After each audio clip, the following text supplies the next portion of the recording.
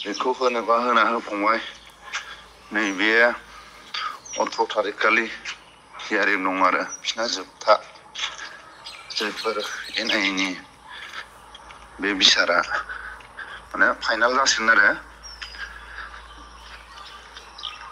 फासिबा फासि थैजासिमबा थैजासिम 10 बोसोरबा 10 बोसोर 20 बा 20 बोसोर बे जोबथा साजाखौ फोसावसिगोन आरो दा बिटिसि सरकारनिफ्राय नोंथांमोना नैबे रेकर्डखौ खोनादों आरो सोर बेखौबो मिथिखाबाय जानांगौ बाव सा 8 जायफ्रा सेन्ट्रेल जेल बा जेलफोराव जोबजानाय बबे जायगानि XNFB आदामोन बा जायफ्रा दासिमबो हाइनास नन हाइनास केसाव नांनानै दं फोसावजानो थांगासिनो दं खायफा फासिबो फोसावजानो हागौ खायफा थैजासे आरो खायफा माबायदि साजा बिनिनो बबे जायगानि नोंथांमोना मिथिनो लुबैयोना थारैनो नोंथांमोननि सोरनिबा गोजानै न'खरनिबो जानायबो थानो हागौ आं बेखौ गुवारै दा मुंफोरखौ फोसावनानै होलांगोन बिनि सिगां मोनसे खौरां ओंखारदों जोंहा EM अरुप कुमार देखौहाय EM पदनिफ्राय बोख्लायनो मोनसे खौरां फैलायनाय सोर बिथांमोना मानो नायग्रोनो हागोन একেদৰে যেনেকুৱা ধৰণৰ মানে অপব্যৱহাৰ মানুহৰ লগত যেনেকৈ দাদাগিৰি গুণ্ডাগিৰি যেনেকুৱা আৰম্ভ কৰিছে কিন্তু ফকৰিগ্ৰাম সমষ্টিৰ MCLA তথা EM অৰুপ কুমাৰ দে ডাঙৰীয়া নিজৰ সমষ্টিত 7,000তকৈ অধিক ভোটৰ ব্যৱধানত একেসকলে হাৰি আছে গতিকে NDR প্ৰাৰ্থীজনক যিমানখিনি ভোট একেসকলে দিব লাগিছিল পাৰিষদ বা EM হিচাপে একেদৰে ফেইলাৰ হৈ পেলাই আগন্তুক যে পৰিষদীয় নিৰ্বাচন আছে সেই নিৰ্বাচনৰ একেদৰে হাৰিব যে তাৰে আগজাননী পাই পেলাই একেদৰে এতিয়া আবুল তাবুল বকিবলৈ ধৰিছে আজি মুছলমান সমাজক তুচ্ছ তাচ্ছিল্য কৰি একেদৰে ভাবিছে যে ইয়াতে হিন্দু মুছলমানৰ সেন্টিমেন্ট ক্ৰিয়েট কৰি পেলাই একেদৰে পুনৰবাৰ যাতে জয়ী হ'ব পাৰিব নেকি তেনেকুৱা ধৰণৰ কথা বতৰা একেদৰে আৰম্ভ কৰিছে মূল কথাটো হৈছে একেদৰে কৰ্মকাণ্ডত অৰুপ কুমাৰ দেৰ যি উদ্ভণ্ডালি বিগত দিনৰ যি কাম কাজ ইয়াক বেয়া পাই পেলাই ফকৰিগ্ৰাম সমষ্টিৰ অকল মুছলমান মানুহে নহয় সেই সমষ্টিৰ হিন্দু মানুহেও স্থানীয় পুৰণা বিজেপি কৰা মানুহসকলেও ইতিমধ্যে অৰুপ কুমাৰ দেক বৰ্জন কৰিছে যাৰ কাৰণে একেতে ষ্টেট লেভেলত মাননীয় মুখ্যমন্ত্ৰীৰ নাম যেহেতু একেসকলে সদায় লৈ থাকে যে মুখ্যমন্ত্ৰী খুব ঘনিষ্ঠ বুলি ইমেজটো পুনৰ ঘূৰাই আনাৰ কাৰণে এতিয়া এইটো চক্ৰান্ত কৰি হিন্দু মুছলমানৰ ৰাজনীতি কৰি যদি মুখ্যমন্ত্ৰীৰ কাষ চাপিব পাৰে পুনৰবাৰ যাতে টিকেটটো ল'ব পাৰে সেইটো পলিটিক্স কৰিছে গতিকে আমি ধৰ্মীয় সংখ্যালঘু পৰিষদ চমুকৈ RMCয়ে স্পষ্ট ভাষাৰে অৰুপ কুমাৰ দে ডাঙৰীয়াক কৈছোঁ যে এইখন BTCত আমি ইছলাম বা মুছলমানসকলে কেতিয়াও দপদপনি কৰা নাই আমি ৰাজনৈতিক নেতাসকলক সন্মান আৰু শ্ৰদ্ধা কেনেকৈ কৰিব লাগে সেয়া আমি জানো যে এইখন BTC এনে সৃষ্টি হোৱা নাই আজি হাজাৰ বড় তেজাল যুৱকৰ তেজৰ বিনিময়ত বড়সকলৰ সংগ্ৰামৰ বিনিময়ত প্ৰতিটো জাতি জনগোষ্ঠীসকলৰ ত্যাগৰ বিনিময়ত এইখন BTC সৃষ্টি হৈছে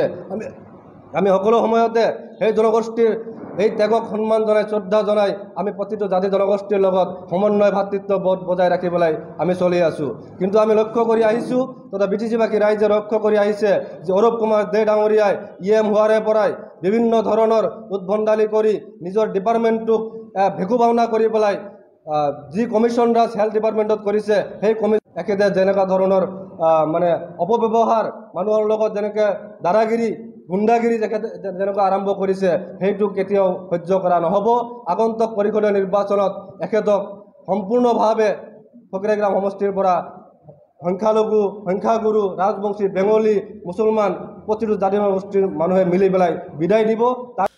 তো नोंथांमोना खोनानो मोनबाय थारैनो आं दायो लिस्टफोरखौ फरायना होलांसै दहाय आं गिबियाव बुंखादोंमोन बाव फोरमायहरनाय बायदिब्ला आदा पि राजामोना दनेश्वर बसुमतारी अस्ताद चिरांनि चिरां आरो गामिया बेसरगाव आरो 2 नम्बराव दङ अजय बसुमतारी जायखौ बिभुमसा बुंनाय जायोमोन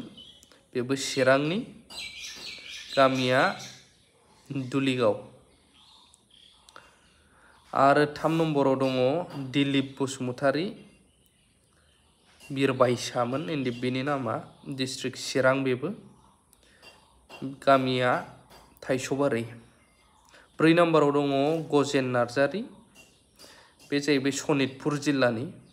गामिया सनारिजान 5 नाम्बाराव दङ बाहार नार्जारि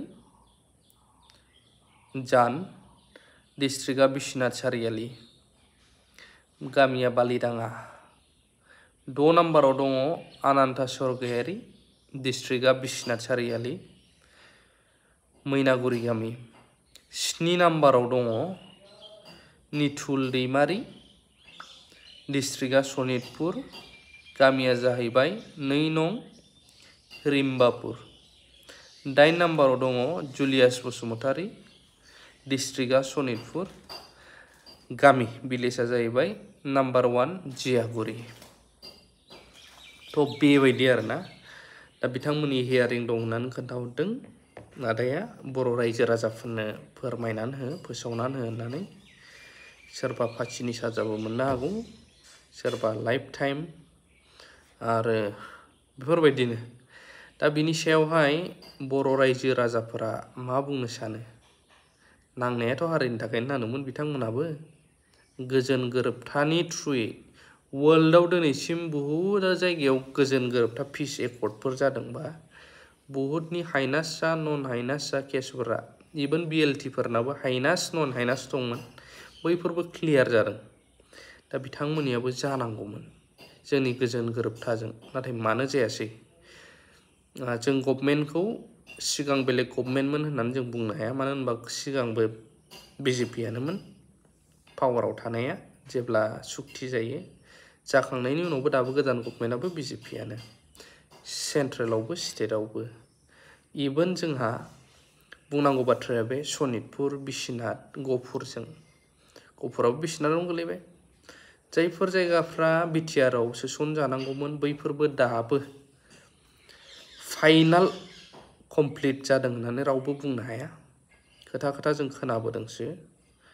दा बिनि सायावनो सनितपुरनिफ्रायबो बिश्वनाथनिफ्रायबो गोबां दं जायफ्रा सेन्ट्रेल जेलाव दाब दाब जेलफोराव जोबजानाय